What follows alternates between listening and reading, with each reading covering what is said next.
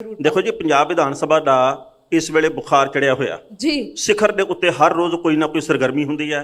किने किनू की कहता ते किने किनू क्यों कुछ कहता, ਇਹਦੇ ਵੱਲ ਸਭ ਦਾ ਖਿਆਲ ਇਸ ਕਰਕੇ ਕੇਂਦਰਿਤ ਹੈ ਕਿਉਂਕਿ ਅਸੀਂ ਸਾਰੇ ਪੰਜਾਬ ਦਾ ਜ਼ਿਕਰ ਤੇ ਫਿਕਰ ਅਕਸਰ ਕਰਦੇ ਹਾਂ, ਬਿਲਕੁਲ ਕਰਦੇ ਸਾਂ ਤੇ ਕਰਦੇ ਰਹਾਂਗੇ। ਅੱਜ ਜਿਨ੍ਹਾਂ ਦੇ ਨਾਲ ਅਸੀਂ ਗੱਲ ਕਰਨੀ ਆ ਉਹ ਪੰਜਾਬ ਦੇ ਵਿੱਚ ਸਰਗਰਮੀ ਦੇ ਨਾਲ ਵਿਚਰੇ ਆ। ਕੇਜਰੀਵਾਲ ਸਾਹਿਬ ਦੇ ਬਾਬਤ ਆਪਾਂ ਬਹੁਤ ਕੁਝ ਜਾਣਦੇ ਆ। ਮੇਰਾ ਖਿਆਲ ਆ ਵੀ ਕੁਛ ਕਹਿਣ ਦੀ ਲੋੜ ਨਹੀਂ, ਚੰਦ ਨੂੰ ਚੰਦ ਕਹਿਣ ਦੀ ਲੋੜ ਕਦੇ ਪੈਂਦੀ ਨਹੀਂ। ਅੱਜ ਕੇਜਰੀਵਾਲ ਸਾਹਿਬ ਨਾਲ ਗੱਲ ਕਰਾਂਗੇ। ਦਿੱਲੀ ਦੇ ਮੁੱਖ ਮੰਤਰੀ ਨੇ ਤੇ ਨਾਲ ਨੇ ਭਗਵੰਤ ਮਾਨ ਹੋਰੀ, ਜਿਹੜੇ ਕਿ ਹੁਣੇ ਆਮ ਆਦਮੀ ਪਾਰਟੀ ਦੇ ਵੱਲੋਂ ਮੁੱਖ ਮੰਤਰੀ ਚਿਹਰਾ ਐਲਾਨੇ ਗਏ ਆ। ਦੇਰ ਆਇਦ ਦੁਰਸਤ ਆਇਦ, ਬਿਲਕੁਲ ਸਹੀ ਲੋਕ ਇਹ ਗੱਲ ਕਹਿੰਦੇ ਆ, ਮੈਂ ਕੱਲਾ ਨਹੀਂ ਕਹਿੰਦਾ। ਜੀ। ਪਹਿਲਾਂ ਸਵਾਗਤ ਕਰਦੇ ਆ ਤੇ ਫਿਰ ਕਰਾਂਗੇ ਗੱਲਬਾਤ। बहुत बहुत शुक्रिया जी, बहुत बहुत धन्यवाद। बहुत ਕੇਜਰੀਵਾਲ ਸਾਹਿਬ ਚੜ੍ਹਦੀ ਕਲਾ ਦੇ ਵਿੱਚੋਂ बहुत शुक्रिया। ਮਾਨ ਸਾਹਿਬ ਠੀਕ ਠਾਕ? बिल्कुल बहुत वधिया। ਪੂਰੇ ਪੰਜਾਬ ਦੇ ਵਿੱਚ ਮਾਨ ਸਾਹਿਬ ਤੇ ਕੇਜਰੀਵਾਲ ਸਾਹਿਬ ਸਾਡੀ ਟੀਮ ਆ ਜਿਹੜੀ ਉਹਨੇ ਵੱਖ-ਵੱਖ ਪਿੰਡਾਂ ਦੇ ਵਿੱਚ ਜਾ ਕੇ ਵੱਖ-ਵੱਖ ਖੇਤਰਾਂ ਦੇ ਤੇ ਵੱਖ-ਵੱਖ ਕਿੱਤਿਆਂ ਦੇ ਲੋਕਾਂ ਦੇ ਨਾਲ ਰਾਬਤਾ ਕਰਕੇ ਉਹਨਾਂ ਦੇ ਕੁਝ ਕੁ ਸਵਾਲ ਇਕੱਤਰ ਕੀਤੇ ਆ। ਉਹ ਕੀ ਚਾਹੁੰਦੇ ਆ, ਬੇਰੁਜ਼ਗਾਰ ਕੀ ਚਾਹੁੰਦੇ ਆ, ਪੰਜਾਬ ਦੇ ਵਿੱਚ ਟੈਕਸੀ ਚਾਲਕ ਕੀ ਚਾਹੁੰਦੇ ਆ, ਕਿਸਾਨ ਕੀ ਚਾਹੁੰਦੇ ਆ, ਮਜ਼ਦੂਰ ਕੀ ਚਾਹੁੰਦੇ ਆ। ਪਹਿਲਾਂ ਉਹਨਾਂ ਸਵਾਲਾਂ ਦੇ ਵਿੱਚੋਂ ਕੁਝ ਇੱਕ ਦੇ ਅੰਸ਼ ਆਪਾਂ ਸਾਂਝੇ ਕਰ ਲੈਂਦੇ ਆ ਤੇ ਫਿਰ ਸਵਾਲਾਂ ਦੀ ਵਾਛੜ ਕਰਦੇ ਆ। ਕੇਜਰੀਵਾਲ ਸਾਹਿਬ ਨੂੰ ਇਹੀ ਸਵਾਲ ਹੈ ਵੀ ਪੰਜਾਬ ਇੱਕ ਖੇਤੀ ਪ੍ਰਧਾਨ ਸੂਬਾ ਹੈ ਤੇ ਦਿੱਲੀ ਦੇ ਵਿੱਚ ਖੇਤੀ ਸਾਡੇ ਹਿਸਾਬ ਨਾਲ ਤਾਂ ਜਿੰਨੇ ਸਾਡੇ ਖਾਣਾ ਪਈਆਂ ਦਾ ਰਕਬਾ ਉਹਦੇ ਤੋਂ ਵੀ ਘੱਟ ਹੁੰਦੀ ਹੈ। ਅਸੀਂ ਪੁੱਛਣਾ ਚਾਹੁੰਦੇ ਹਾਂ ਵੀ ਦੇਖੋ ਸਾਡੀ ਖੇਤੀ ਲਈ ਉਹਨਾਂ ਕੋਲੇ ਕੀ ਮਾਡਲ ਹੈ। ਨੌਕਰੀਆਂ ਨਹੀਂ ਮਿਲ ਰਹੀਆਂ। ਪੰਜਾਬ ਸਰਕਾਰ ਵੱਲੋਂ ਕੋਈ ਨੌਕਰੀ ਨਹੀਂ ਦੇ ਰਹੀ ਹੈ ਜੀ। ਨੌਜਵਾਨ ਧੱਕੇ ਸੜਕਾਂ ਦੇ ਧੱਕੇ ਖਾ ਰਹੇ ਜੀ। ਨਹੀਂ ਤਾਂ ਫਿਰ ਜਦੋਂ ਕਹਿੰਦੇ ਬਾਹਰ ਜਾ ਵੜਦੇ ਜੀ, ਬਾਹਰ ਕਿਉਂ ਜਾਂਦੇ ਫਿਰ ਕੀ ਕਰਨ? ਇੱਥੇ ਨੌਕਰੀ ਨਹੀਂ ਮਿਲਦੀ ਜੀ, ਛੱਡ ਕੇ ਫਿਰ ਜਾਣਾ ਜੀ। ਘਰ ਪਰਿਵਾਰ ਤਾਂ ਚਲਾਉਣਾ ਹੀ ਚਲਾਉਣਾ ਜੀ। ਔਰਤਾਂ ਦੀ ਸੁਰੱਖਿਆ ਦਾ ਪੂਰਨ ਪ੍ਰਬੰਧ ਹੋਣਾ ਚਾਹੀਦਾ, ਉਹਨਾਂ ਨੂੰ ਆਤਮ ਨਿਰਭਰ ਬਣਾਉਣਾ ਚਾਹੀਦਾ ਹੈ। ਸੋ ਅਸੀਂ ਚਾਹੁੰਦੇ ਹਾਂ ਕਿ ਵੀ ਜਿਹੜੇ ਛੋਟੇ ਦੁਕਾਨਦਾਰ ਆਗੇ ਇਹ ਉਹਨਾਂ ਦੀਆਂ ਜਿਹੜੀਆਂ ਮੇਨ ਮੁਸ਼ਕਲਾਂ ਆਗੀਆਂ, ਜਿਵੇਂ GST ਨੂੰ ਲੈ ਕੇ ਆ ਗਈਆਂ ਹੈ ਨਾ, ਜਾਂ ਉਹਦਾ ਰਿਬੇਟ ਵਗੈਰਾ ਨਹੀਂ ਆਉਂਦਾ ਗਾ, ਟੈਕਸ ਵਗੈਰਾ ਬਹੁਤ ਪੈਂਦੇ ਨੇਗੇ, ਠੀਕ ਆ, ਵੀ ਉਹਨਾਂ ਬਾਰੇ ਉਹਨਾਂ ਕੋਲ ਕੀ ਵਿਜ਼ਨ ਹੈਗਾ।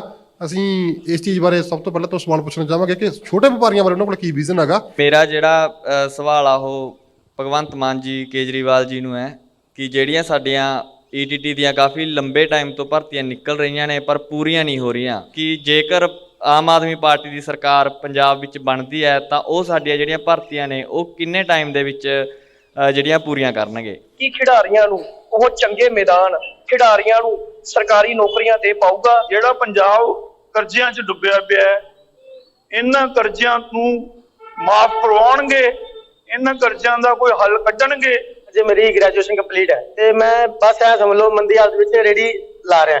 ਇਹ ਸਾਡੇ ਵਾਸਤੇ ਕੀ ਕਰਨੀ ਵੀ ਸਾਡੇ ਵਾਸਤੇ ਕੋਈ ਰੋਜ਼ਗਾਰ ਭੱਤੇ ਲੈ ਕੇ ਆਣਗੇ। ਲਗਾਤਾਰ ਪਿਛਲੇ ਲੰਬੇ ਸਮੇਂ ਤੋਂ ਕਿਸਾਨ ਵੀ ਰੋਡਾਂ ਤੇ ਆਉਣ ਤੇ ਮਜਬੂਰ ਹੈ ਤੇ ਮਜ਼ਦੂਰਾਂ ਨੂੰ ਵੀ ਰੋਡਾਂ ਤੇ ਬਿਠਾਇਆ ਹੋਇਆ ਹੈ ਇਸ ਪ੍ਰਸ਼ਾਸਨ ਨੇ। ਜੇ ਪਿਛਲੀ ਸਰਕਾਰਾਂ ਹੈ ਤੇ ਅਗਲੀ ਸਰਕਾਰਾਂ ਨੂੰ ਆਪਾਂ ਇਹੀ ਬੇਨਤੀ ਕਰਾਂ ਜਿਹੜੇ ਵੀ ਅੱਗੇ ਸਰਕਾਰ ਆਏ ਇਹ ਕਿਸਾਨਾਂ ਨੂੰ ਰੋਡਾਂ ਤੇ ਨਾ ਰੋਲਣ ਦੇਣ। ਜਿਹੜੇ ਮਜ਼ਦੂਰ ਹੈ, ਕਿਸਾਨਾਂ ਦੇ ਬੱਚੇ ਹੈ, ਫੈਕਟਰੀਆਂ ਦੇ ਕੰਮ ਕਰਦੇ ਹੈ, ਉਹਨਾਂ ਨੂੰ रोडों पे बैठने पे मजबूर ना किया जाए। मेरा नाम प्रकाश है, मैं आज यहाँ 10 साल से काम कर रहा हूँ। यूपी से आकर ना कोई मुझे सुविधा मिल रही है, बस यहाँ पर रोजी रोटी चल रही है। बस सुविधा चाहिए कि हमारा कुछ ना कुछ यहाँ पर बनना चाहिए। हम मुझे कुछ होता है, एक्सीडेंट होता है या फिर कोई बीमारी होती है तो उसके लिए मुझे सुविधा मिलनी चाहिए।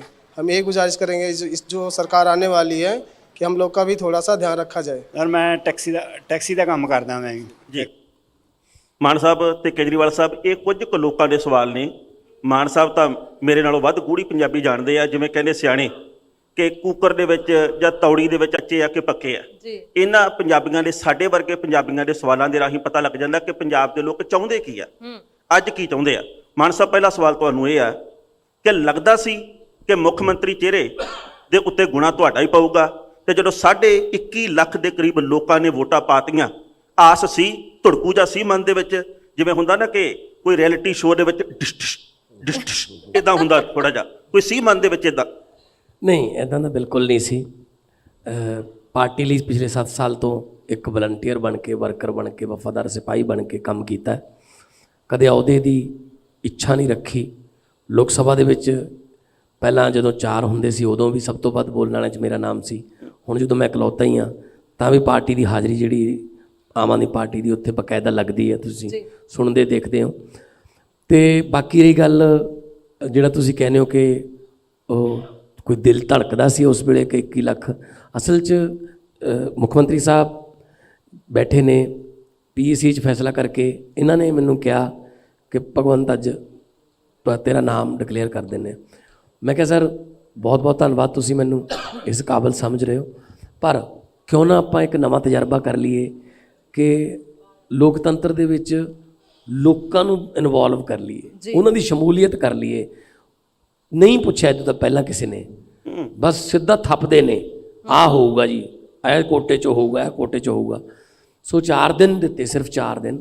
13 ਤਰੀਕ ਨੂੰ ਅਨਾਊਂਸਮੈਂਟ ਕੀਤੀ ਸੀ ਮੁੱਖ ਮੰਤਰੀ ਸਾਹਿਬ ਨੇ, ਅਤੇ 4 ਦਿਨਾਂ 'ਚ 21.5 ਲੱਖ ਤੋਂ ਵੱਧ ਵੋਟਾਂ ਪਈਆਂ, 93% ਮੇਰੇ ਹੱਕ 'ਚ ਪਈਆਂ।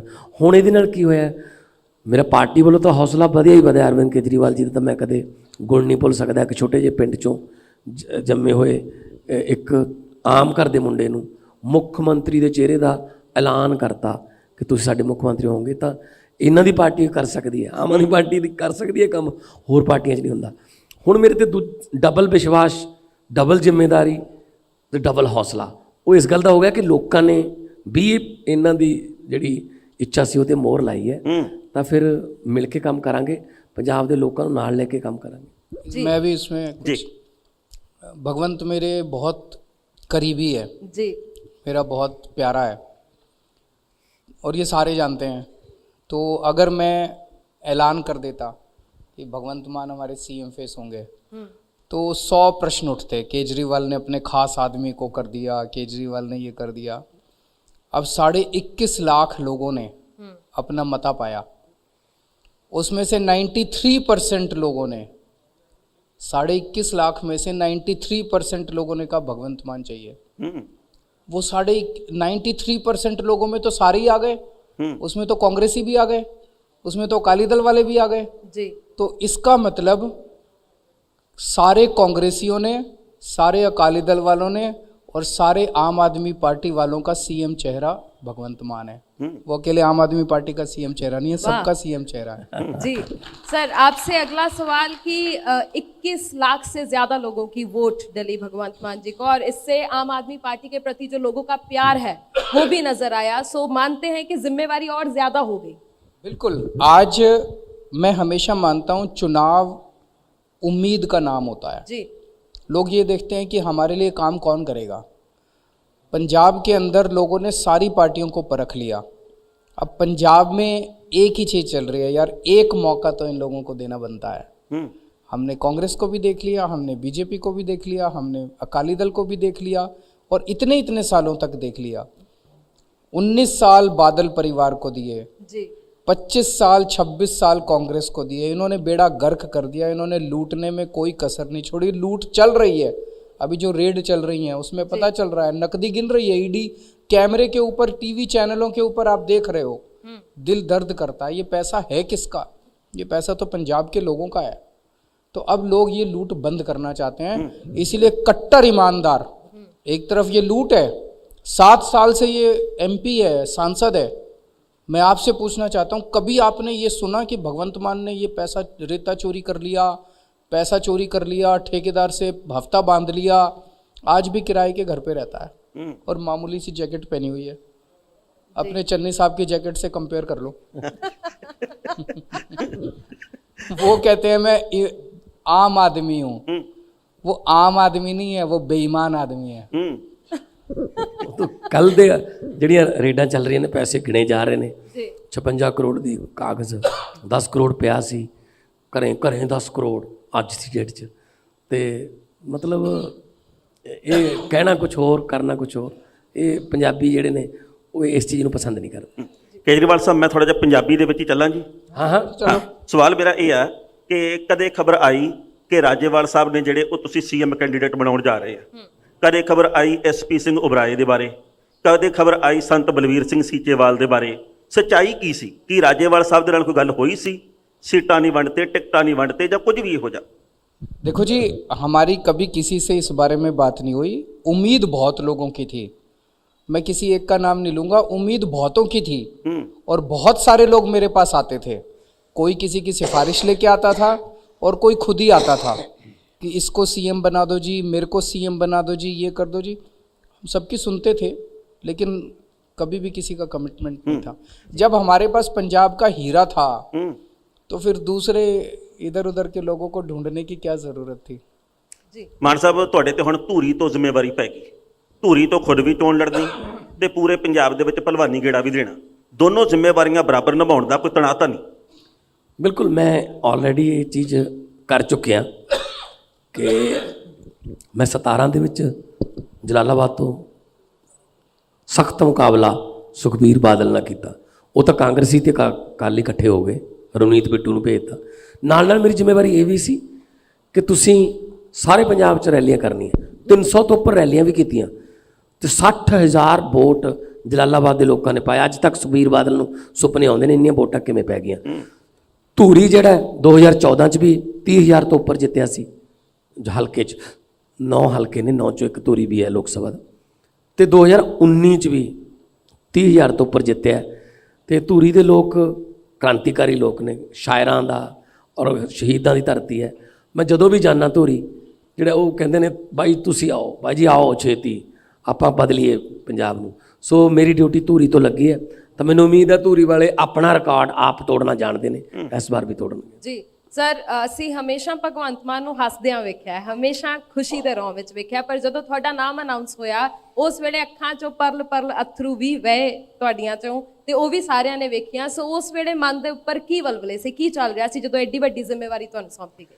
ਜਦੋਂ ਸੀਐਮ ਸਾਹਿਬ ਨੇ ਮੇਰਾ ਨਾਮ ਅਨਾਉਂਸ ਕੀਤਾ ਕਿ ਭਗਵੰਤ ਮਾਨ ਹੋਣਗੇ ਪੰਜਾਬ ਦੇ ਸੀਐਮ ਦੇ ਚਿਹਰੇ, ਤਾਂ ਮੈਨੂੰ ਇਹ ਗੱਲ ਦਾ ਅਹਿਸਾਸ ਹੋਇਆ ਕਿ ਮੈਂ ਕਿਹੜੇ ਲਫ਼ਜ਼ਾਂ ਨਾਲ ਧੰਨਵਾਦ ਕਰੂੰਗਾ, ਕਿੰਨੇ ਜਨਮ ਲੱਗਣਗੇ ਮੈਨੂੰ ਕਰਜ਼ਾ ਮੋੜਨ ਦੇ, ਕਿ ਅਰਵਿੰਦ ਕੇਜਰੀਵਾਲ ਜੀ ਨੇ ਖੰਭਿਆਂ ਤੇ ਚੜ੍ਹ ਕੇ ਲੋਕਾਂ ਦੇ ਪਲਾਸ ਨਾਲ ਤਾਰਾਂ ਜੋੜ ਜੋੜ ਕੇ ਅਨਸ਼ਨ ਰੱਖ ਕੇ, ਸ਼ੂਗਰ ਦੇ ਮਰੀਜ਼ ਨੇ 15-15 ਦਿਨ ਅਨਸ਼ਨ ਰੱਖ ਕੇ ਜਿਹੜਾ ਉਹ ਇੱਕ ਪਾਰਟੀ ਬਣਾਈ, ਐਂਟੀ ਕਰਪਸ਼ਨ ਮੂਵਮੈਂਟ 'ਚੋਂ ਨਿਕਲੀ।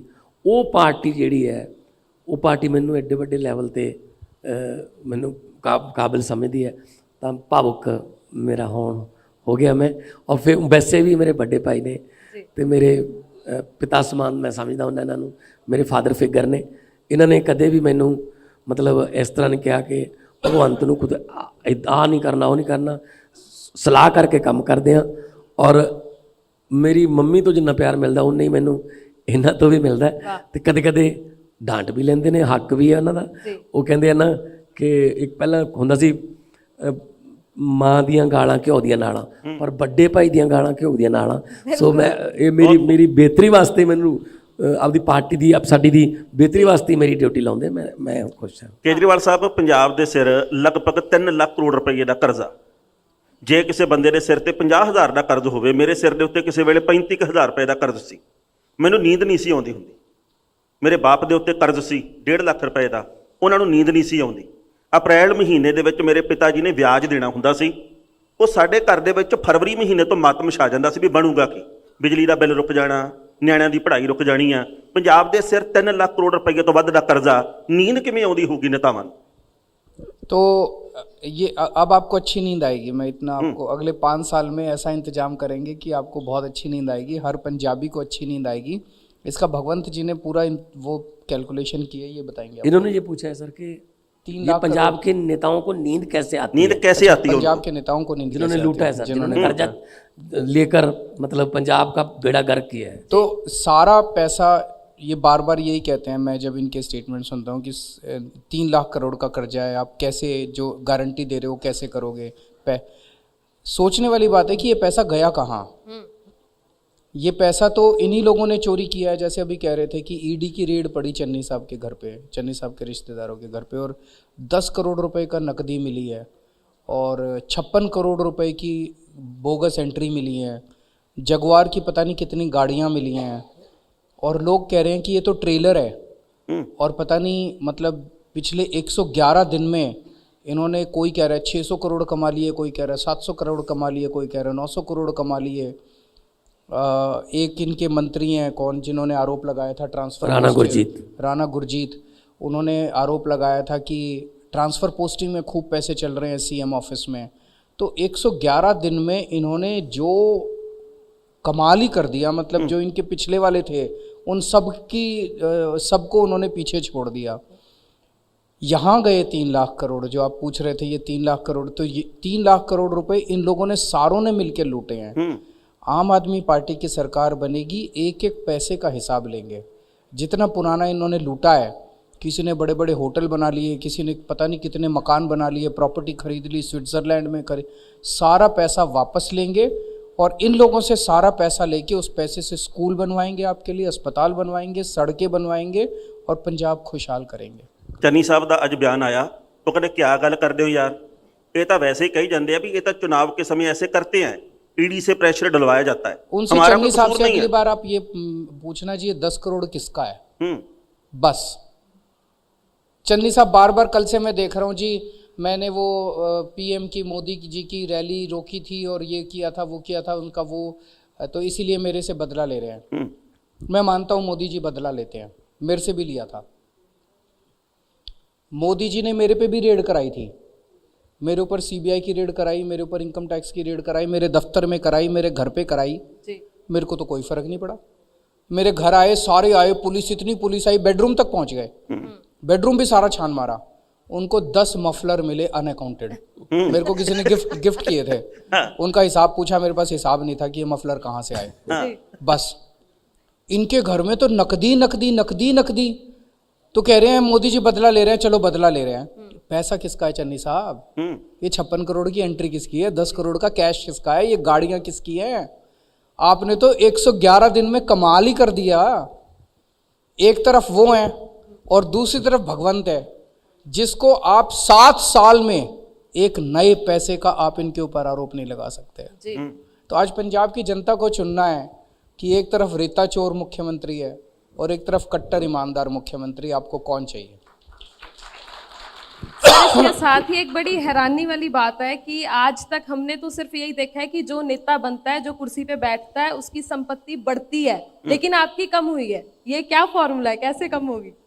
हम ईमानदारी से काम करते हैं जी। हमारी मतलब हम राजनीति के अंदर आए हैं, हम सारे जने अपना अपना करियर छोड़ के आए हैं। मैं इनकम टैक्स में कमिश्नर था जी। कमिश्नर की नौकरी छोड़ के पहले कई साल मैंने झुग्गी बस्तियों में काम किया। उस टाइम तो सोचा नहीं था राजनीति में आएंगे, वो तो एक जज्बा था कि देश के लिए कुछ करना है। कई साल राजनीति में काम करने के बाद फिर अन्ना हजारे जी के मूवमेंट में हिस्सा बने। फिर ये इतने बड़े आर्टिस्ट थे, एक एक शो के करोड़ों रुपए लेते थे। बिल्कुल। उसके बाद इन्होंने छोड़ दिया अपना सारा शो वो करना। तब तो इनको पता ही नहीं था मैं राजनीति में आऊँगा किसी दिन। वो तो पंजाब के लिए छोड़ा इन्होंने सब कुछ, पंजाब की बेहतरी के लिए इन्होंने सब कुछ छोड़ा। इनको लगा कि मेरे को पंजाब ने इतना, तो हम सब अपना करियर छोड़ के आए हैं। ये लोग जितने लोग आए हैं ये पैसा कमाने के लिए आए हैं राजनीति के अंदर। इसका छोटा सा उदाहरण है, आज हम जब जाते हैं गली गली के अंदर पंजाब में, मैं क्या कहता हूँ, भगवंत क्या कहते हैं कि हमने दिल्ली में स्कूल अच्छे कर दिए, हमें वोट दो, हम पंजाब के स्कूल भी अच्छे कर देंगे जी। हमने दिल्ली में अस्पताल अच्छे कर दिए, हमें वोट दो, हम दिल्ली के पंजाब के अस्पताल भी अच्छे कर देंगे, बिजली अच्छी कर देंगे। इनमें से कोई भी कहता है, कभी चन्नी साहब को कहते सुना है कि मेरे को वोट दो मैं स्कूल अच्छे कर दूंगा? कभी चन्नी साहब को कहते सुना है कि मेरे को वोट दो मैं अस्पताल अच्छे कर दूंगा, मैं बिजली ठीक कर दूंगा? इनका कोई एजेंडा ही नहीं है। ये तो ये कहते हैं कि 5 साल इन्होंने लूट लिया, अब हमारी बारी है, हमें भी लूटने दो, इस बार हमें वोट दो, इस बार मौका हमें दो। इनका कोई एजेंडा नहीं है पंजाब को लेके। रोजगार कैसे देंगे, स्कूल कैसे ठीक करेंगे, सड़क कैसे ठीक करेंगे, खेती कैसे ठीक करेंगे, इन लोगों ने तो मिलके पंजाब को बर्बाद कर दिया। जी जी।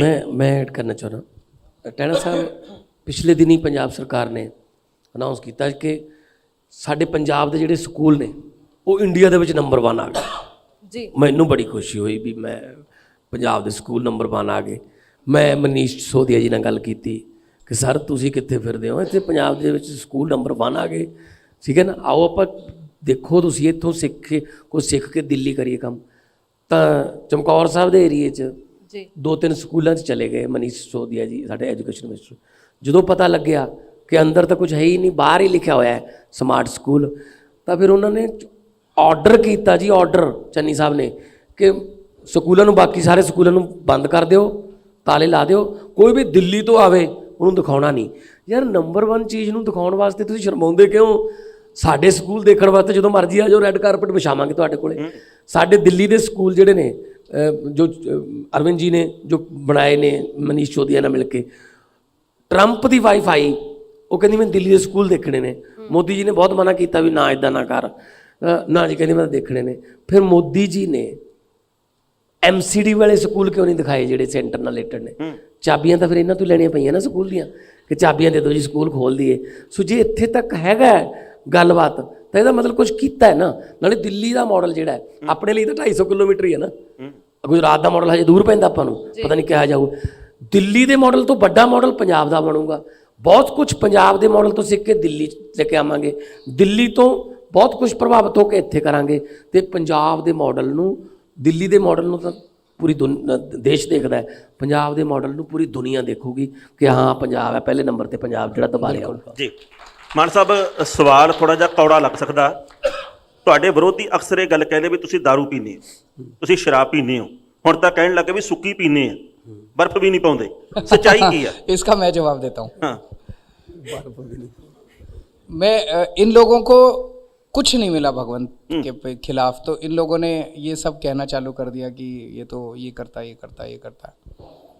वो आजकल PTC चैनल बादलों का है, वो भी मैं देख रहा था, एक वो वीडियो बना के चला रहा है। तो जब से हमने भगवंत का नाम अनाउंस करा, सुखबीर बादल ने 50 लोगों की टीम बनाई कि इसके खिलाफ कुछ निकालो, इसके खिलाफ कुछ निकालो। चन्नी साहब ने 50 लोगों की टीम बनाई कि भगवंत के खिलाफ कुछ निकालो, भगवंत के खिलाफ कुछ निकालो। सारों ने मिलके 48 साल उम्र है इनकी, 48 साल की उम्र के भगवंत मान के खिलाफ इनको 3 वीडियो मिले बस, और कुछ नहीं मिला। तो आज सुखबीर बादल भी सर्टिफिकेट देता है कि भगवंत मान कट्टर ईमानदार आदमी है, चन्नी साहब भी सर्टिफिकेट देते हैं कि भगवंत मान कट्टर ईमानदार आदमी है। जी जी बिल्कुल सर, दिल्ली मॉडल दी आपा गल और कर रहे मैं सी। उनको कहना चाहता हूँ सबको, पहली चीज़ ये जैसा भी है पंजाब के लोगों के दिलों में बसता है। तुम्हारी तरह रेता चोरी नहीं करता, तुम्हारी तरह नशा नहीं बेचता, तुम्हारी तरह पंजाब को नहीं लूटता, पंजाब के लिए जान कुर्बान करने के लिए तैयार है ये। ਜੀ ਆਪਾਂ ਦਿੱਲੀ ਮਾਡਲ ਦੀ ਗੱਲ ਕਰ ਰਹੇ ਸੀ ਸਰ। ਵਾਕਈ ਅਸੀਂ ਸੁਣਿਆ ਕਿ ਦਿੱਲੀ ਦੇ ਵਿੱਚ ਸਕੂਲਾਂ ਦੇ ਹਾਲਾਤ ਬਹੁਤ ਚੰਗੇ ਨੇ, ਮੁਹੱਲਾ ਕਲੀਨਿਕਸ ਨੇ, ਉੱਥੇ ਲੋਕਾਂ ਨੂੰ ਬਹੁਤ ਸਾਰੀਆਂ ਸੁਵਿਧਾਵਾਂ ਦਿੱਤੀਆਂ ਜਾ ਰਹੀਆਂ ਨੇ, ਪਰ ਦਿੱਲੀ ਦੇ ਮੁੱਦੇ ਕੁਝ ਹੋਰ ਨੇ, ਪੰਜਾਬ ਦੇ ਮੁੱਦੇ ਕੁਝ ਹੋਰ ਨੇ। ਕੀ ਉਹ ਸਾਰੀਆਂ ਚੀਜ਼ਾਂ ਵਾਕਈ ਪੰਜਾਬ ਦੇ ਵਿੱਚ ਵੀ ਲਾਗੂ ਹੋਣਗੀਆਂ? क्योंकि ना जो शरीक है ना वो बोल रहे हैं कि दिल्ली तो एक म्यूनसिपल कारपोरेशन है, वो छोटा सा है, पंजाब बहुत बड़ा है, सरहदी क्षेत्र है। आपने भी सुना कि दिल्ली के स्कूल अच्छे हो गए। जी आपसे पूछना चाहता हूँ कि पंजाब के स्कूल अच्छे होने चाहिए? बिल्कुल करेंगे। दिल्ली के अस्पताल अच्छे हो गए? जी पंजाब के होने चाहिए? बिल्कुल होने चाहिए। करेंगे। जी दिल्ली में खेती ज़्यादा नहीं होती, पंजाब में खेती ठीक करनी है तो पंजाब के किसानों के साथ बैठ के ये खेती ठीक करेंगे। जी दिल्ली में इंडस्ट्री बहुत ज़्यादा नहीं है, पंजाब में इंडस्ट्री ठीक करनी है। पंजाब की सारी इंडस्ट्री छोड़ के मध्य प्रदेश चली गई, तो पंजाब के उद्योगपतियों के साथ ये बैठ के पंजाब की इंडस्ट्री ठीक करेंगे। जी सारे मुद्दे, कुछ मुद्दे दिल्ली से सीखेंगे, कुछ मुद्दे यहाँ करेंगे, सारा मिला के एक ऐसा पंजाब मॉडल बनाएंगे भगवंत मान जो पूरी दुनिया देखेगी। जी सर, पंजाब खेती प्रधान सूबा ਤੇ ਸਭ ਤੋਂ ਪਹਿਲਾਂ ਆਪਾਂ ਖੇਤੀ ਦੀ ਗੱਲ ਹੀ ਕਰ ਲੈਂਦੇ ਆ। ਬਹੁਤ ਸਾਰੀਆਂ ਸਮੱਸਿਆਵਾਂ ਨੇ ਅੱਜ ਕਿਸਾਨਾਂ ਦੇ ਅੱਗੇ। ਆਮ ਆਦਮੀ ਪਾਰਟੀ ਕੋਲ ਕੀ ਵਿਜ਼ਨ ਹੈ ਕਿਸਾਨਾਂ ਦੀ ਬਿਹਤਰੀ ਦੇ ਲਈ? ਆਮ ਆਦਮੀ ਪਾਰਟੀ ਕੀ ਕਰ ਰਹੀ ਹੈ? ਮਾਨ ਸਾਹਿਬ ਦੇਖੋ, ਖੇਤੀ ਜਿਹੜੀ ਹੈ ਅੱਜ ਦੀ ਡੇਟ 'ਚ ਉਹ ਘਾਟੇ ਦਾ ਸੌਦਾ, ਜਾਂ ਕਹਿ ਲਓ ਮਜਬੂਰੀ ਦਾ ਧੰਦਾ, ਕਿ ਜੇ ਕੁਝ ਹੋਰ ਨਹੀਂ ਚਲੋ ਖੇਤੀ ਕਰ ਲਓ। ਗੁਰੂ ਨਾਨਕ ਸਾਹਿਬ ਨੇ ਕਿਹਾ ਸੀ ਉੱਤਮ ਖੇਤੀ, ਮੱਧਮ ਵਪਾਰ, ਨਖਿੱਧ ਚਾਕਰੀ।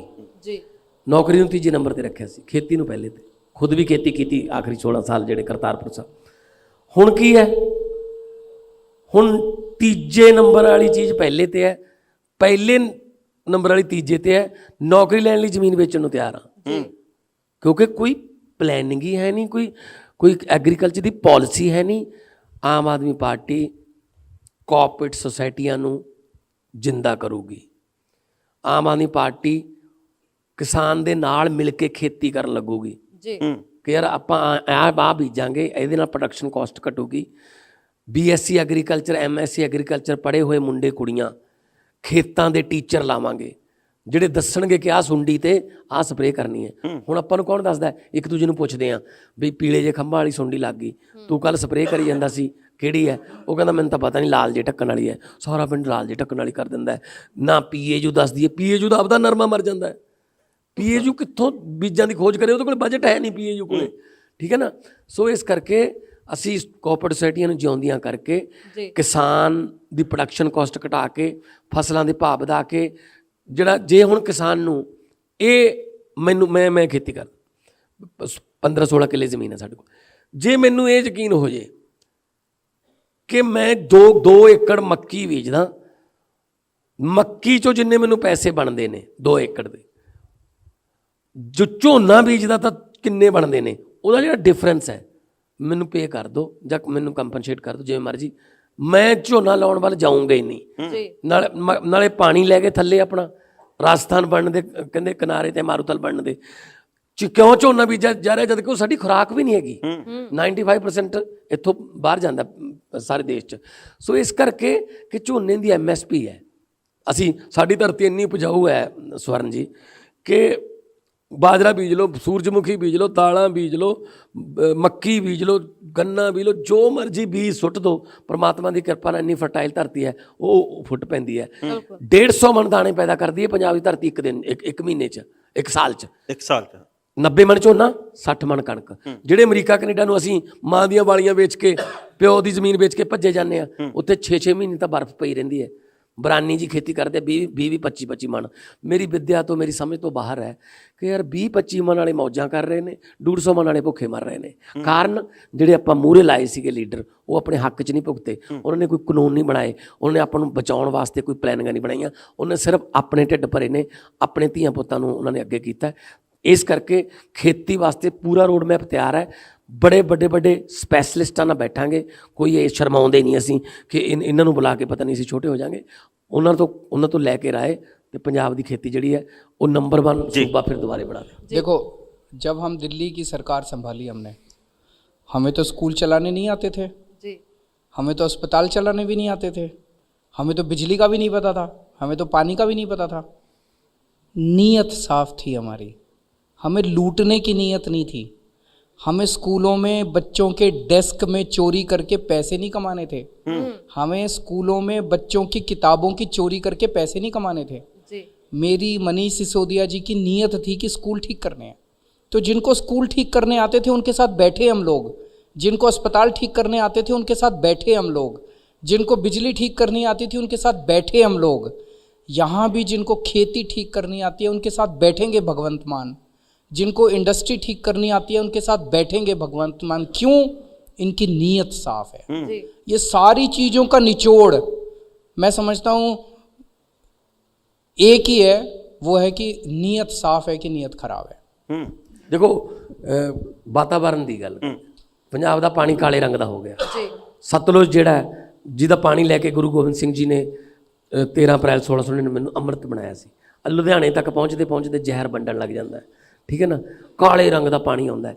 ਤੇ ਫਿਰ ਅਸੀਂ ਸੀਚੇਵਾਲ ਸਾਹਿਬ ਨਾਲ ਗੱਲ ਕਰਾਂਗੇ ਨਾ, ਜਿਨ੍ਹਾਂ ਨੂੰ ਤਜਰਬਾ ਹੈ, ਪੂਰਾ ਦੇਸ਼ ਸੀਚੇਵਾਲ ਮਾਡਲ ਦੇਖਣ ਆਉਂਦਾ ਹੈ। ਉਹਨਾਂ ਨੂੰ ਬਣਾਤਾ ਪੋਲੂਸ਼ਨ ਬੋਰਡ ਦਾ ਮੈਂਬਰ, ਕੰਮ ਕੁਝ ਵੀ ਨਹੀਂ ਕਰ ਦਿੰਦਾ। ਉਹ ਰੋਈ ਜਾਂਦੇ ਨੇ, ਕਰ ਲਓ ਆਹ ਕਰ ਲਓ। ਸੋ ਆਪਣੇ ਪੱਧਰ ਤੇ ਕਰ ਰਿਹਾ ਜਿੰਨਾ ਮੈਂ ਕਰ ਰਿਹਾ।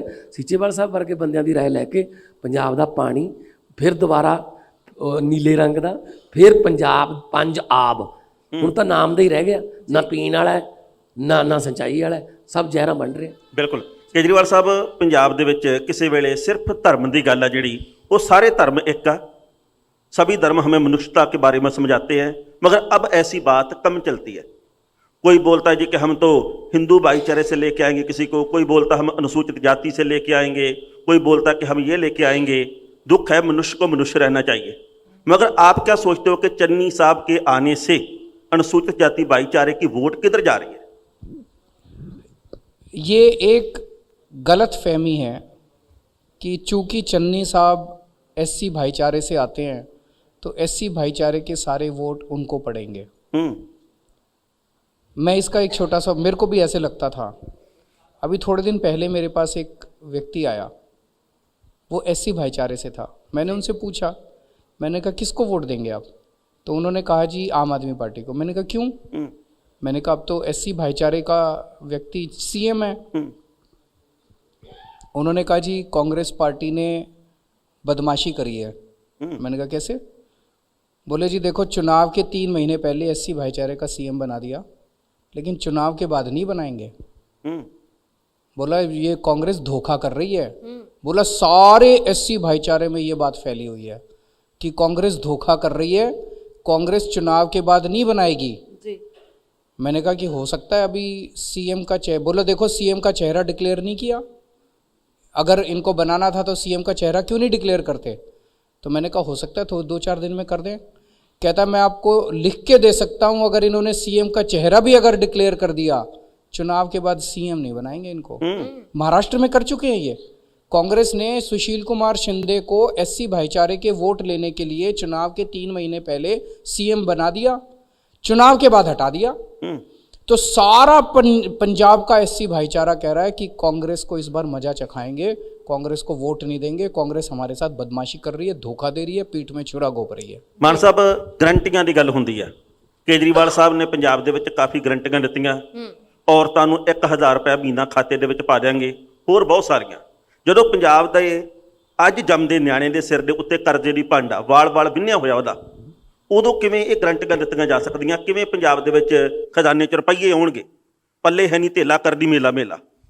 ਦੇਖੋ ਗੱਲ ਇਹ ਹੈ, ਜਿਸ ਤਰ੍ਹਾਂ ਪਹਿਲਾਂ ਸੀਐਮ ਸਾਹਿਬ ਨੇ ਦੱਸਿਆ ਕਿ ਨੀਅਤ ਸਾਫ਼ ਹੋਣੀ ਚਾਹੀਦੀ ਹੈ।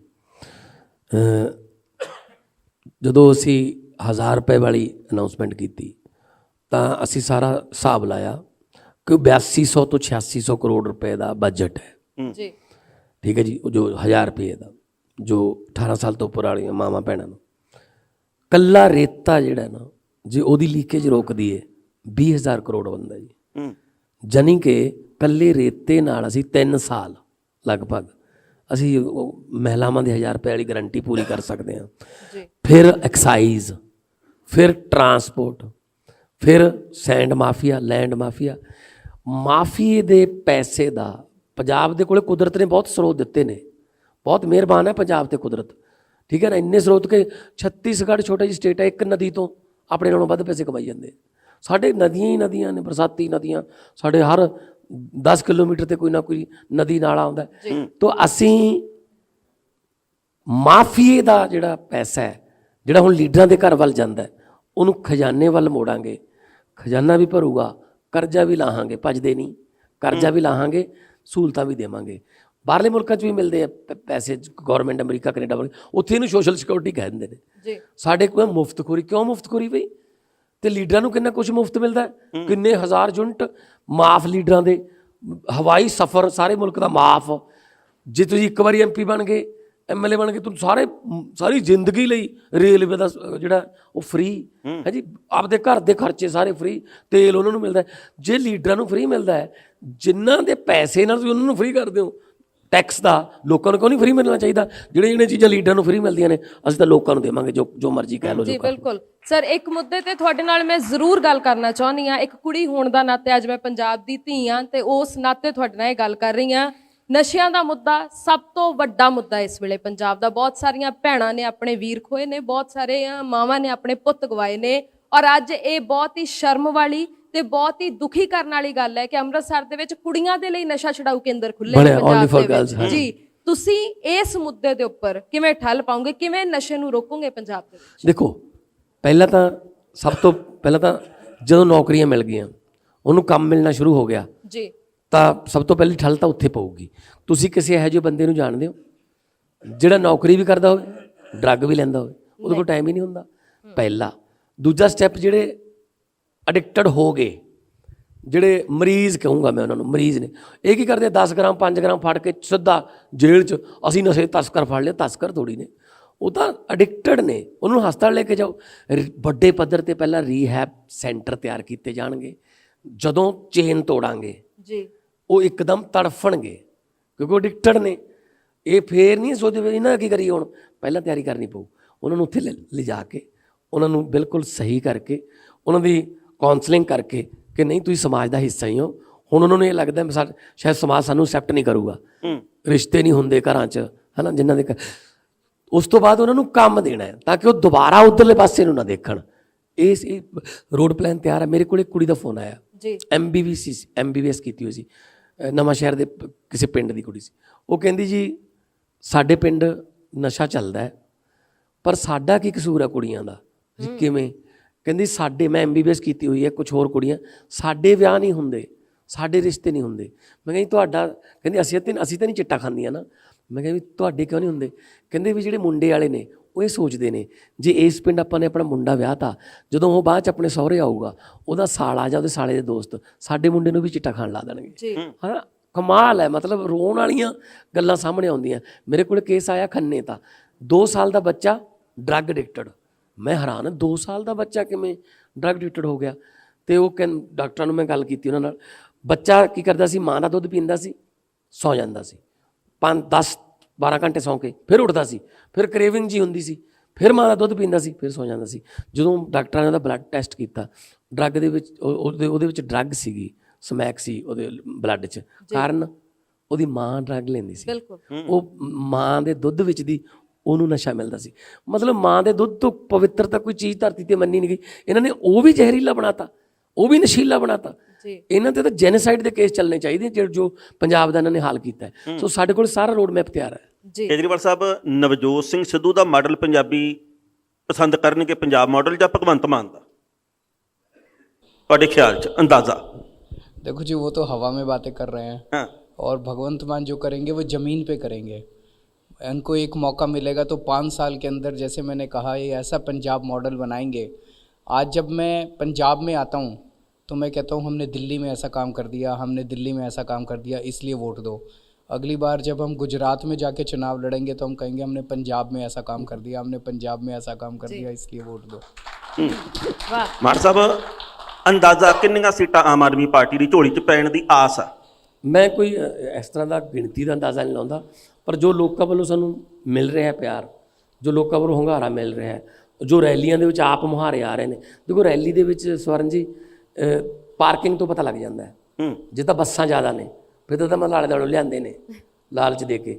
ਜੇ ਉਹਦੇ 'ਚ ਟਰੈਕਟਰ, ਸਾਈਕਲ ਤੇ ਮੋਟਰਸਾਈਕਲ ਨੇ ਜਾਂ ਫਿਰ ਪੈਦਲ ਜਾਂਦੇ ਨੇ, ਫਿਰ ਇਹਦਾ ਮਤਲਬ ਆਰਗੈਨਿਕ ਘੱਟ ਹੈ, ਉੱਥੋਂ ਦਾ ਹੀ ਹੈ। ਜਿੰਨੀਆਂ ਰੈਲੀਆਂ ਜਾਂਦੇ ਨੇ ਲੋਕ ਆਪਣੇ ਆਪ ਆਉਂਦੇ ਨੇ। ਸੋ ਮੈਨੂੰ ਇੰਨਾ ਪਤਾ ਕਿ 2/3 ਤੋਂ ਵੱਧ ਬਹੁਮਤ ਨਾਲ ਆਮ ਆਦਮੀ ਪਾਰਟੀ ਸਰਕਾਰ ਬਣਾਊਗੀ ਅਤੇ ਝਾੜੂ ਜਿਹੜਾ ਹੈ ਉਹ ਪੰਜਾਬ ਦੀ ਰਾਜਨੀਤਿਕ ਗੰਦਗੀ ਦੀ ਸਫਾਈ ਵੀ ਕਰੂਗਾ, ਅਤੇ ਜਿਹੜੀ ਹੋਰ ਤਰ੍ਹਾਂ ਦੀ ਗੰਦਗੀ ਫੈਲੀ ਹੋਈ ਹੈ ਪੰਜਾਬ ਦੇ ਵਿੱਚ, ਚਾਹੇ ਕਲਚਰਲ ਦੇ ਵਿੱਚ ਹੈ, ਚਾਹੇ ਹੋਰ ਜਿਹੜੇ ਸਰੋਤਾਂ ਦੇ ਵਿੱਚ ਹੈ, ਸਾਰੀ ਸਾਫ਼ ਕਰਾਂਗੇ। ਔਰ ਦਿਲੋਂ ਤਮੰਨਾ ਹੈ ਕਿ ਅਸੀਂ ਪੰਜਾਬ ਨੂੰ ਪੰਜਾਬ ਬਣਾਈਏ, ਹੈ ਨਾ। ਸੁਰਜੀਤ ਪਾਤਰ ਸਾਹਿਬ ਦਾ ਇੱਕ ਸ਼ੇਰ ਹੈ ਜੀ ਕਿ ਕੀ ਹੋਇਆ ਜੇ ਪਤਝੜ ਆਈ, ਤੂੰ ਅਗਲੀ ਰੁੱਤ ਵਿੱਚ ਯਕੀਨ ਰੱਖੀ, ਮੈਂ ਲੱਭ ਕੇ ਲਿਆਉਣਾ ਕਿਤੋਂ ਕਲਮਾਂ, ਤੂੰ ਫੁੱਲਾਂ ਜੋਗੀ ਜ਼ਮੀਨ ਰੱਖੀ। ਕਲਮੇ ਅਸੀਂ ਲੱਭ ਲਾਂਗੇ, ਜ਼ਮੀਨ ਫੁੱਲਾਂ ਜੋਗੀ ਰਵੇ, ਇਸੇ ਧਰਤੀ ਤੇ ਭੰਗੜੇ ਪੈਂਦੇ ਦਿਖਾਵਾਂਗੇ, ਇਸੇ ਧਰਤੀ ਤੇ ਗਿੱਧੇ ਪੈਂਦੇ ਦਿਖਾਵਾਂਗੇ ਤੁਹਾਨੂੰ। ਪਰ ਬਾਈ ਜੀ, ਜਿਹੜੇ ਵਾਅਦੇ ਅਸੀਂ ਕਰ ਰਹੇ ਹਾਂ ਉਹ ਕਿੰਨੀ ਕੁ ਦੇਰ ਦੇ ਵਿੱਚ ਪੂਰੇ ਹੋਣੇ ਸ਼ੁਰੂ ਹੋ ਜਾਣਗੇ? ਆਮ ਤੌਰ ਤੇ 4.5 ਸਾਲ ਬਾਅਦ ਥੋੜਾ ਜਿਹਾ ਸਰਕਾਰਾਂ ਜਾਗਦੀਆਂ भी हाँ यार कोई वादा भी किया था। देखो जी, ये ऐसा नहीं है कि 10 तारीख को सरकार बनेगी और 11 तारीख को सारे पूरे हो जाएंगे। 5 साल का टाइम मांगा है सबसे। 5 साल में पूरे ना हो, अगली बार वोट मत देना जी। ਮਾਨ ਸਾਹਿਬ ਤੇ ਕੇਜਰੀਵਾਲ ਸਾਹਿਬ, ਸਾਡੇ ਨਾ ਕੁਝ ਕੁ ਸਵਾਲ ਨੇ ਜਿਹੜੇ ਕਿ ਸਾਡੇ ਸੂਝਵਾਨ ਜਿਹੜੇ ਦਰਸ਼ਕ ਨੇ, ਜਿਹੜੀ ਆਡੀਅנס ਆ, ਉਹਨਾਂ ਨੇ ਵੀ ਤੁਹਾਨੂੰ ਕਰਨੇ ਆ। ਤੇ ਸਾਡੀ ਬੇਨਤੀ ਹੈ ਸਾਡੇ ਜਿਹੜੇ ਇੱਥੇ ਸਾਥੀ ਨੇ ਪ੍ਰਾਈਮ ਏਸ਼ੀਆ ਟੀਵੀ ਦੇ, ਕਿ ਜਿਹੜੇ ਵੀ ਭੈਣਾਂ ਵੀਰਾਂ ਨੇ ਸਵਾਲ ਕਰਨਾ ਉਹ ਕਰ ਦੇਣ। ਸਤਿ ਸ਼੍ਰੀ ਅਕਾਲ। ਸਤਿ ਸ਼੍ਰੀ ਅਕਾਲ ਜੀ। ਆਪਣੇ ਬਾਰੇ ਦੱਸ ਦਿਓ ਜੀ, ਕਿੱਥੋਂ ਆ, ਤੁਹਾਡਾ ਸ਼ੁਭ ਨਾਂ ਕੀ ਹੈ ਜੀ? ਮੈਂ ਕਸ਼ਮੀਰ ਕੌਰ ਜੀ, ਮੋਹਾਲੀ ਤੋਂ ਹੀ। ਤੇ ਮੇਰਾ ਸਵਾਲ ਇਹ ਹੈ ਕਿ ਜਿਹੜੀ ਆਪਣੀ ਪੰਜਾਬ ਹੈ ਇਸ ਟਾਈਮ, ਉਹਦੇ 'ਚ ਜਿਹੜੀਆਂ ਔਰਤਾਂ ਨੇ ਉਹ ਬਿਲਕੁਲ ਵੀ ਸੁਰੱਖਿਅਤ ਮਹਿਸੂਸ ਨਹੀਂ ਕਰ ਰਹੀਆਂ, ਕਿਉਂਕਿ ਪੰਜਾਬ ਦੇ ਵਿੱਚ ਇਸ ਸਮੇਂ ਪਹਿਲਾਂ ਦੇ ਕੰਪੈਰੀਟਿਵਲੀ ਬਹੁਤ ਜ਼ਿਆਦਾ ਰੇਪ ਕੇਸ ਵੱਧ ਗਏ, ਛੋਟੀਆਂ ਬੱਚੀਆਂ ਨਾਲ, ਜਵਾਨ ਬੁੜੀਆਂ, ਕਿਸੇ ਨੂੰ ਵੀ ਜਦੋਂ ਵੀ ਦੇਖੋ ਨਿਊਜ਼ਪੇਪਰ ਇਹਨਾਂ ਖਬਰਾਂ ਨਾਲ ਭਰੇ ਹੁੰਦੇ ਆ। ਤੇ ਮੈਂ ਵੀ ਇੱਕ ਬੇਟੀ ਦੀ ਮਾਂ ਹੋਣ ਦੇ ਨਾਤੇ, ਮੇਰੀ ਬੇਟੀ 18 ਸਾਲ ਦੀ ਹੈ, ਜਦੋਂ ਵੀ ਘਰੋਂ ਬਾਹਰ ਜਾਂਦੀ ਹੈ ਮੈਨੂੰ ਬਹੁਤ ਚਿੰਤਾ ਹੁੰਦੀ ਹੈ ਕਿ ਮੇਰੀ ਬੱਚੀ ਨਾਲ ਕਿਤੇ ਕੁਛ ਅਣਹੋਣੀ ਘਟਨਾ ਨਾ ਹੋ ਜੇ। ਤੇ ਤੁਸੀਂ ਪੰਜਾਬ ਦੀਆਂ ਔਰਤਾਂ ਲਈ ਕੀ ਸੁਰੱਖਿਆ ਦਾ ਪ੍ਰਬੰਧ ਕਰੋਗੇ? ਜੀ ਜੀ, ਬਹੁਤ ਤੁਸੀਂ ਜੈਨੂਅਨ ਕੁਐਸਚਨ ਕੀਤਾ ਜੀ। ਇਹਦਾ ਕਾਰਨ ਇਹ ਹੈ ਕਿ ਨਸ਼ੇ ਵੱਧ ਗਏ ਔਰ ਜਿਹੜਾ ਬੇਰੁਜ਼ਗਾਰੀ ਹੈ, ਵਿਹਲਾ ਮਨ ਸ਼ੈਤਾਨੀ ਦਾ ਘਰ, ਔਰ ਸਰਕਾਰਾਂ ਕਮਜ਼ੋਰ ਨੇ। ਤੁਸੀਂ ਦੇਖੋ ਵੀ ਮਤਲਬ ਬੰਬ ਬਲਾਸਟ ਹੋਇਆ ਜਾਂ ਬੇਅਦਬੀ ਦੀ ਕੋਸ਼ਿਸ਼ ਕੀਤੀ ਗਈ ਦਰਬਾਰ ਸਾਹਿਬ, ਜੇ ਕਿਤੇ 2015 ਵਾਲੀ ਬਰਗਾੜੀ ਵਾਲੀ ਬੇਅਦਬੀ ਦਾ ਮਿਸਾਲੀ ਸਜ਼ਾ ਦੇ ਦਿੰਦੇ ਨਾ, ਮਾਸਟਰਮਾਈਂਡਾਂ ਨੂੰ ਫੜ ਕੇ ਅੰਦਰ ਕਰ ਦਿੰਦੇ, ਕਿਸੇ ਦੀ ਹਿੰਮਤ ਨਹੀਂ ਪੈਣੀ ਸੀ ਦਰਬਾਰ ਸਾਹਿਬ ਦਾ ਜੰਗਲਾ ਟੱਪਣ ਦੀ। ਬਿਲਕੁਲ ਇਸੇ ਤਰ੍ਹਾਂ ਜੇ ਕੋਈ ਰੇਪ ਦੇ ਕੇਸ ਵਾਲਾ ਉਹਨੂੰ ਮਿਸਾਲੀ ਸਜ਼ਾ ਦੇ ਦਿਓ, ਜਿਵੇਂ ਪੰਜਾਬੀ 'ਚ ਕਹਿੰਦੇ ਆ ਕਾਂ ਮਾਰ ਕੇ ਟੰਗ ਦਿਓ, ਤਾਂ ਕਿਸੇ ਦੀ ਹਿੰਮਤ ਨਹੀਂ ਪੈਣੀ ਦੁਬਾਰਾ ਕਿਸੇ ਧੀ ਭੈਣ ਵੱਲ ਮੈਲੀ ਅੱਖ ਨਾਲ ਦੇਖਣ ਦੀ। ਉਹਦੇ ਵਾਸਤੇ ਮਜ਼ਬੂਤ ਸਰਕਾਰ ਚਾਹੀਦੀ ਹੈ, ਅਤੇ ਪੁਲਿਸ ਜਿਹੜੀ ਹੈ ਉਹ ਰਾਜਨੀਤੀ ਤੋਂ ਮਤਲਬ ਡੀਲਿੰਕ ਚਾਹੀਦੀ ਹੈ।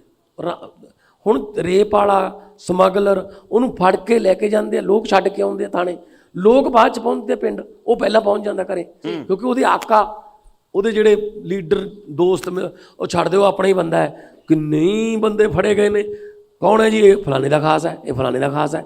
ਉਹ ਜਿਹੜੇ ਖਾਸਮ ਖਾਸ ਨੇ ਨਾ, ਉਹਨਾਂ ਦੇ ਹੌਸਲੇ ਵੱਧ ਜਾਂਦੇ ਆ ਫਿਰ ਜਦੋਂ ਸਜ਼ਾ ਨਾ ਮਿਲੇ। एक और भी बात है जी सर, आज एक पंजाब में SHO की पोस्टिंग के कितने पैसे लगते हैं, SP की पोस्टिंग के कितने पैसे लगते हैं, करोड़ों चाहिए सर। SSP की पोस्टिंग के कितने पैसे लगते हैं।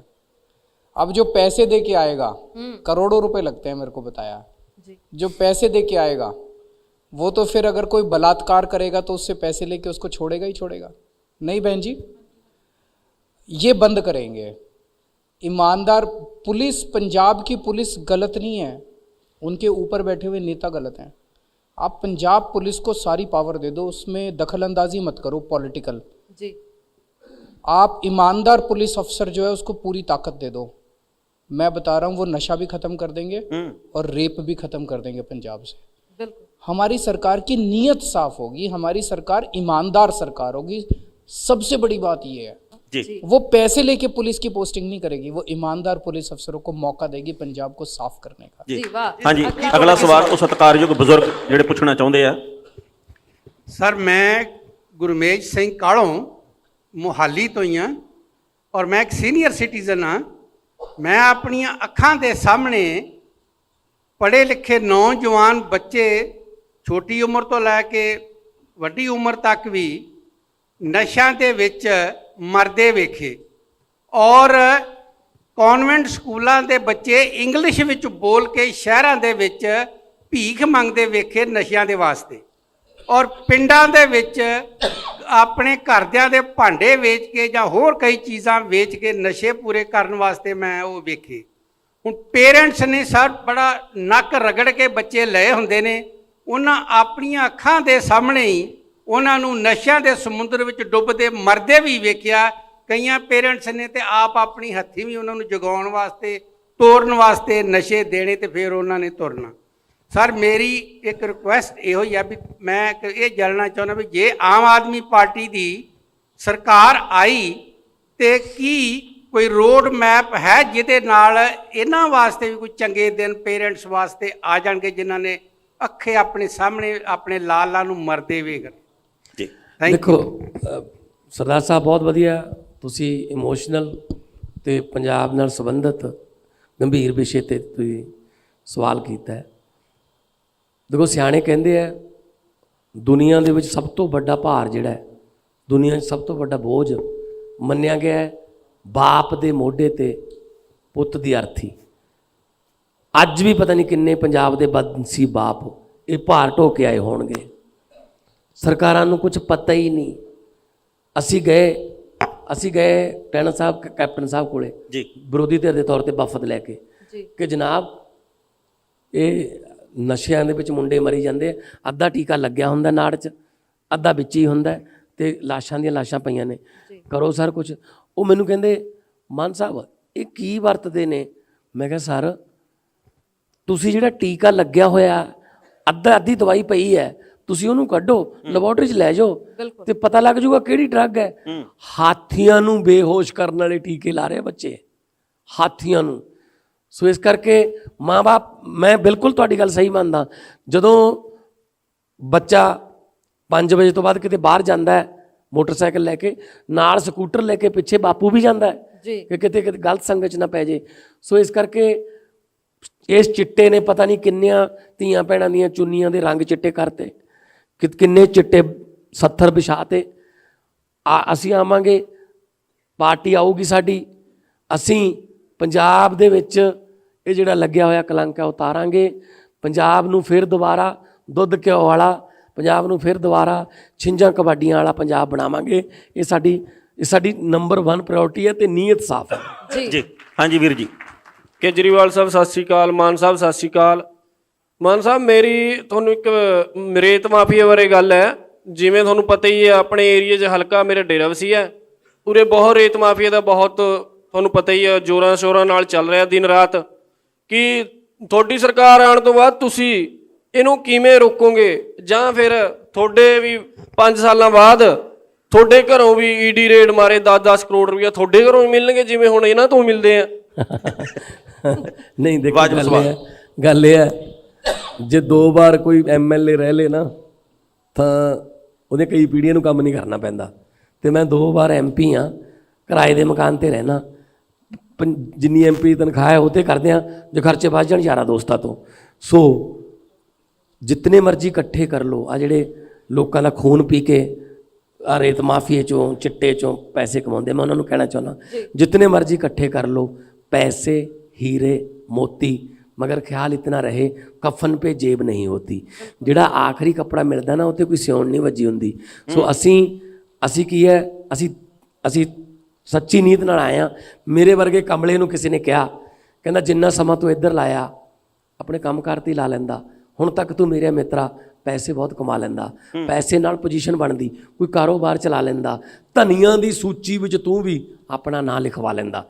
तां जवाब आया, कहना गल तो तेरी ठीक है मित्रा, मैं पैसे बहुत कमा लैंदा, धनियां दी सूची विच मैं भी अपना नाम लिखवा लैंदा, पर रुखां नाल छावां मिटदियां, ये समा सब नूं ढा लैंदा। किन्ने धनी हो तुर गए, कौन किसी दा नाम लैंदा, कौन लिखदा फिर सच्ची गुरबाणी, जे नानक हट्टी पा लैंदा। जे गुरु नानक साहब दुकान खोल के बह जांदे, फिर दुनिया नूं सच दा होका कौन दिंदा जी? फिर किरत करो, नाम जपो, वंड छको दा होका। सो सारे इक्को जिहे नहीं हुंदे। असीं ਉਹ ਜਿਹੜਾ ਪੈਸਾ ਲੀਕ ਹੋ ਰਿਹਾ ਲੀਡਰਾਂ ਦੇ ਘਰਾਂ ਜਾ ਰਿਹਾ, ਚਾਹੇ ਉਹ ਨਜਾਇਜ਼ ਫੈਕਟਰੀਆਂ ਚੱਲ ਰਹੀਆਂ ਨੇ, ਜੋ ਅਸੀਂ ਉਹਨੂੰ ਲੀਗਲਾਈਜ਼ ਕਰਕੇ ਅਸੀਂ ਖਜ਼ਾਨਾ ਭਰਾਂਗੇ, ਖਜ਼ਾਨੇ 'ਚੋਂ ਤੁਹਾਡੇ ਕੋਲੇ ਆਊਗਾ ਪੈਸਾ ਜੀ। ਸੋ ਬਹੁਤ ਬਹੁਤ ਸ਼ੁਕਰੀਆ ਜੀ, ਬਹੁਤ ਚੰਗਾ ਲੱਗਿਆ ਤੁਹਾਡੇ ਵਿਚਾਰ ਜਾਣ ਕੇ, ਤੇ ਅਸੀਂ ਚਾਹੁੰਦੇ ਹਾਂ ਕਿ ਵਾਕਈ ਇਹ ਨੰਗਲਾ ਪੰਜਾਬ ਰੰਗਲਾ ਪੰਜਾਬ ਬਣ ਜਾਏ। ਜੀ ਜੀ ਜੀ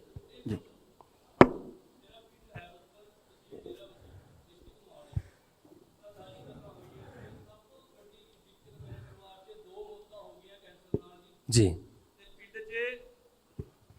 पिंड दे अंदर आप दोबारा बोल दो माइक में। अपना नाम, मेरा नाम शलभजीत सिंह है जी, पिंड हैबतपुर, डिस्ट्रिक्ट मोहाली, तहसील डेराबस्सी। मेरे परिवार 'च 2 मौतां कैंसर नाल हो गई हैं। मेरे मदर हुण भी कैंसर नाल उन्हां दा PGI 'च ट्रीटमेंट चल रहा है। मैं 2-2.5 साल हो गए ते पिंड 'च 25-30 मौतां भी हो गई। ते साडा एरिया जिहड़ा डेराबस्सी, इत्थे नौकरी दी कमी नहीं, ਕੰਮਾਂ ਕਾਜਾਂ ਦੀ ਕਮੀ ਨਹੀਂ। ਕੋਈ ਚੰਡੀਗੜ੍ਹ ਪੰਚਕੂਲਾ ਮੋਹਾਲੀ ਲੱਗਦਾ, ਇੱਥੇ ਆਪਾਂ ਕਹਿ ਨਹੀਂ ਸਕਦੇ ਵੀ ਕੰਮ ਨਹੀਂ ਆ, ਪਰ ਉੱਥੇ ਇੰਡਸਟਰੀਆਂ ਹੈਗੀ ਹੈ, ਨੈਕਟਰ ਫੈਕਟਰੀ ਹੈਗੀ ਹੈ। ਸਾਡੇ ਪਿੰਡ ਦੀ 100 ਕਿੱਲਾ ਪੰਚਾਇਤ ਨੇ ਜ਼ਮੀਨ ਨੈਕਟਰ ਨੂੰ ਦਈ ਹੈ 10 ਲੱਖ 'ਚ। ਤਾਂ ਆਪਾਂ ਕਈ ਵਾਰ ਕਿਹਾ ਵੀ ਇਹਨੂੰ ਛਡਾਓ, ਕਿਉਂ ਗੰਦਾ ਪਾਣੀ ਛੋੜਦੇ ਆ, ਬੋਰਵੈਲ ਕਰਕੇ ਨੀਚੇ ਤੱਕ 300 ਫੁੱਟ ਤੱਕ ਪਾਣੀ ਛੱਡਿਆ ਹੋਇਆ ਉਹਨਾਂ ਨੇ। ਸਾਡੇ ਜਿਹੜੇ ਟੀਵਲ ਆ, ਜਦੋਂ ਆਪਾਂ ਮੋਟਰਾਂ ਕੱਢਦੇ ਆ ਨਾ, ਮੋਟਰ ਟੀਵਲ ਦੀ ਖਰਾਬ ਹੁੰਦੀ ਆ, ਉੱਥੇ ਕਾਈ ਤੇ ਕਾਲੀ ਕਾਲੀ ਕਾਈ ਤੇ ਕੀਚ ਹੁੰਦਾ, ਜਿੱਦਾਂ ਉਹ ਜਮਿਆ ਹੋਇਆ ਬਾਹਰ ਆਉਂਦਾ ਹੈ, ਉਹੀ ਪਾਣੀ ਆਪਾਂ ਪੀ ਰਹੇ ਹਾਂ। ਤਾਂ ਇਹਦੇ ਬਾਰੇ ਤੁਸੀਂ ਕਿੱਦਾਂ ਹੱਲ ਕਰੋਗੇ ਕਿ ਇਹ ਤੁਸੀਂ ਫੈਕਟਰੀ ਵੀ ਨਹੀਂ ਚੱਕ ਸਕਦੇ ਉੱਥੋਂ, ਕਿਉਂਕਿ ਉਹ ਰੋਜ਼ਗਾਰ ਦਿੰਦੀ ਹੈ, 3-4 ਹਜ਼ਾਰ ਬੰਦੇ ਨੂੰ ਰੋਜ਼ਗਾਰ ਦਿੰਦੀ ਹੈ। ਤਾਂ ਇਹਨਾਂ ਨੂੰ ਕਿੱਦਾਂ ਠੱਲ ਪਾਉਂਗੇ? ਇਹਦਾ ਕੋਈ ਪੱਕਾ ਇਲਾਜ ਦੱਸੋ। ਮੈਂ ਸੰਗਰੂਰ ਮੇਰੇ ਬਹੁਤ ਸਾਰੀਆਂ ਫੈਕਟਰੀਆਂ ਨੇ, ਉੱਥੇ ਵੀ ਇਹੀ ਦਿੱਕਤ ਹੈ ਕਿ ਥੱਲੇ ਡੰਪ ਕਰਦੇ ਨੇ ਉਹ, ਉਹਨਾਂ ਨੇ ਅੰਦਰ ਗੁਪਤ ਜਿਹੇ ਬੋਰ ਬਣਾ ਰੱਖੇ ਨੇ।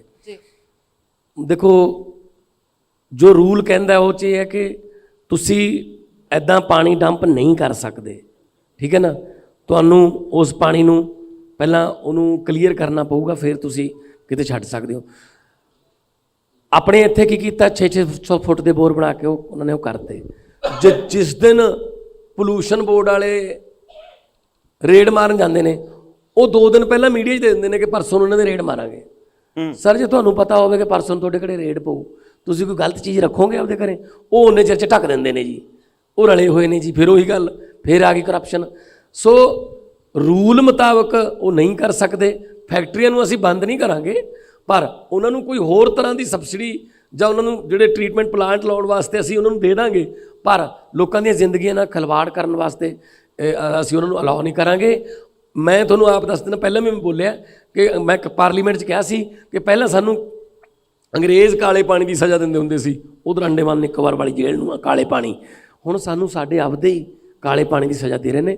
ਉਧਰ ਤੁਸੀਂ ਤਾਂ ਗਏ ਸੀਗੇ, ਉਹ ਜਿਹੜਾ ਫਾਜ਼ਿਲਕਾ ਦਾ ਏਰੀਆ ਹੈ, ਤੇਜਾ ਰਹੇਲਾ, ਦੋਨਾ ਨਾਨਕਾ, ਝੰਗੜ ਭੈਣੀ, ਤੁਸੀਂ ਹੈਰਾਨ ਹੋ ਜਾਓਗੇ ਜੀ।